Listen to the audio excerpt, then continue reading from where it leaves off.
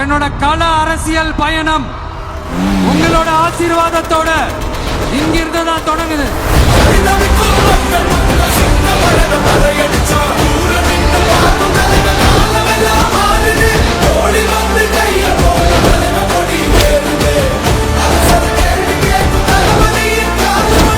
மாநில மாநாட்டில் நான் சொன்ன விவசாய நிலங்கள் பாதுகாப்பு கொள்கை தீர்மானம் காஞ்சிபுரம் மாவட்டம் பரந்தூரில் 1000க்கும் மேற்பட்ட ஏக்கர் பரப்பளவில் 13 நீர்நிலைகளை அழிச்சு சென்னையை நிரந்தரமாக வெள்ளக்காடாக்கும் இத்திட்டத்தை ஒன்றிய மாநில அரசுகள் கைவிட வேண்டும் வலியுறுத்தின.